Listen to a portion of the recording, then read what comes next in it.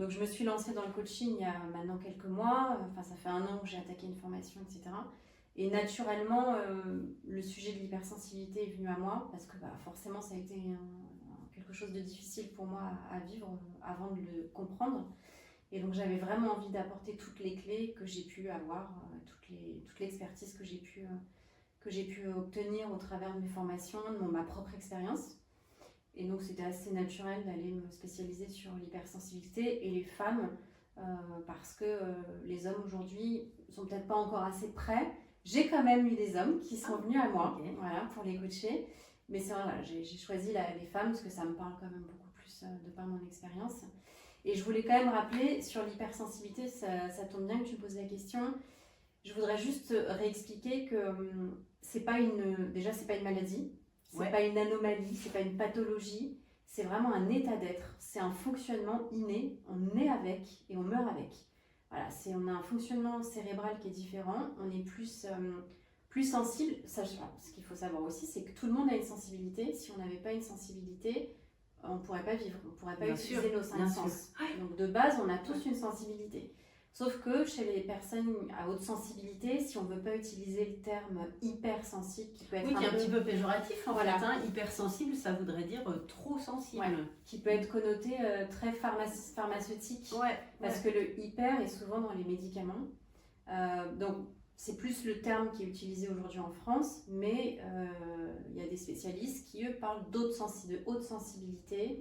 Et c'est pour ça que sur mon compte, libre et super sensible, j'ai voulu jouer sur le côté super sensible, parce que ça peut devenir, à un moment donné, quand on a compris et qu'on a réussi à en faire une force, c'est vraiment une sensibilité qui est supérieure et qui est hyper intéressante.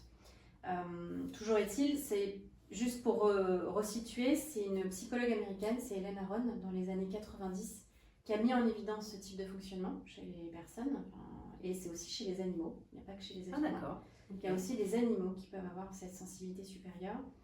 Et elle a mis en évidence 3 typologies, 3 fonctionnements plus intenses chez nous. Il y a déjà la partie cognitive. On a nos sens qui sont beaucoup plus développés, beaucoup plus en alerte, que ce soit au niveau de l'odorat. Et on ne fonctionne pas tous pareil. Il y a autant d'hypersensibles que de fonctionnement. Il y en a, ça peut être plus le côté sensoriel qui est en exergue, qui est plus développé. Oui. Donc ça peut être l'olfactif, ça peut être l'ouïe, ça peut être le toucher, le goût. Vraiment, on a les sens qui sont plus en éveil. Il y a aussi le côté émotionnel et empathique qui est plus intense. Alors, on a des émotions qui sont fortes, qui sont plus longues parfois, et qui sont plus chargées, quoi. Autant dans la joie que dans la tristesse ou dans la colère.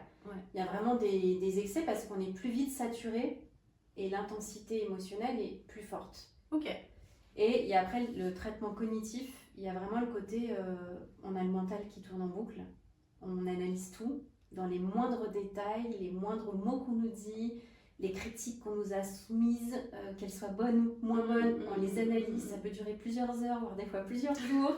On m'en a émis une hier qui m'a... je l'ai encore en boucle depuis ce matin. Mais bon, j'apprends à ne pas lui donner l'intensité qu'elle ne mérite pas forcément.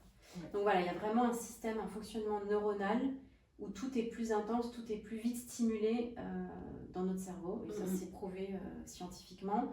Il y a des études qui ont été menées, pas assez encore parce que ça nécessite des budgets. Ce n'est pas forcément la priorité de la médecine.